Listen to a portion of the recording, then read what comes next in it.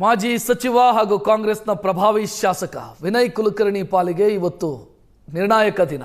ಕೊಲೆ ಕೇಸಲ್ಲಿ ಮತ್ತೆ ಜೈಲು ಸೇರ್ತಾರಾ, ನಿರ್ದೋಷಿ ಆಗ್ತಾರಾ ಅನ್ನೋ ಪ್ರಶ್ನೆಗೆ ಇವತ್ತು ಉತ್ತರ ಸಿಗುತ್ತೆ. ಜಿಲ್ಲಾ ಪಂಚಾಯತ್ ಸದಸ್ಯ ಯೋಗೇಶ್ ಗೌಡ ಕೊಲೆ ಕೇಸ್ನ ತೀರ್ಪು ಇವತ್ತು ಜನಪ್ರತಿನಿಧಿಗಳ ವಿಶೇಷ ನ್ಯಾಯಾಲಯದಲ್ಲಿ ಪ್ರಕಟವಾಗುವುದಕ್ಕಿದೆ. ಮೊನ್ನೆ 9ನೇ ತಾರೀಕು ತೀರ್ಪು ಪ್ರಕಟವಾಗಬೇಕಿತ್ತು, ಆದರೆ ತೀರ್ಪನ್ನು ಇವತ್ತಿಗೆ ಮುಂದೂಡಲಾಗಿತ್ತು.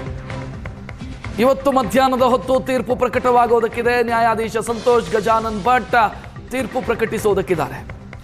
ಸಿಬಿಐ ಸಲ್ಲಿಸಿರುವಂತಹ ಚಾರ್ಜ್ ಶೀಟ್ನ ಮೇಲೆ ವಾದ ಪ್ರತಿವಾದ ನಡೆದಿದೆ.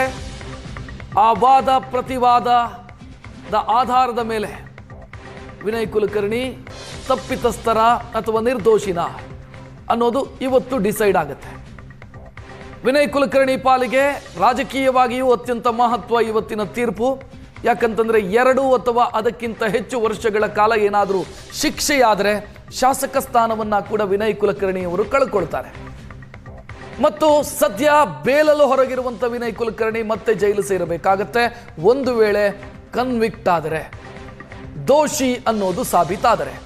ಸೊ ಆ ಕಾರಣಕ್ಕಾಗಿ ವಿನಯ್ ಕುಲಕರ್ಣಿ ಎದೆಯಲ್ಲಿ ಡವಡವ ಶುರುವಾಗಿದೆ. ಸದ್ಯ ಈ ಇಡೀ ಕೇಸನ್ನ ಅತ್ಯಂತ ವಿಸ್ತೃತವಾಗಿ ವರದಿ ಮಾಡಿದ್ದು ಸುವರ್ಣ ನ್ಯೂಸ್ ಡೇ 1ನಿಂದಲೂ ಕೂಡ. ಯೋಗೇಶ್ ಗೌಡ ಕೊಲೆಯಾದ ದಿನದಿಂದಲೂ, ಆ ನಂತರ ಸಿಬಿಐ ಪ್ರವೇಶಿಸಿ ವಿನಯ್ ಕುಲಕರ್ಣಿ ಅರೆಸ್ಟ್ ಆಗಿ ಜೈಲು ಸೇರಿ ನಂತರ ಬೇಲ್ ಪಡ್ಕೊಂಡು ಮತ್ತೆ ಜೈಲಿಗೆ ಹೋಗಿ ಮತ್ತೆ ಬೇಲ್ ಪಡ್ಕೊಂಡು ಈ ಇಡೀ ಡೆವಲಪ್ಮೆಂಟನ್ನು ಸುವರ್ಣ ನ್ಯೂಸ್ ಕವರ್ ಮಾಡಿತ್ತು.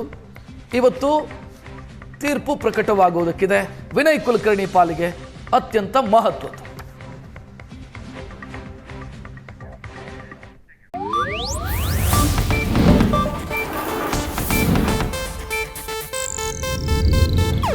ಇದು ಏಷ್ಯಾನೆಟ್ ನ್ಯೂಸ್ ನೆಟ್ವರ್ಕ್ ಪ್ರಸ್ತುತಿ.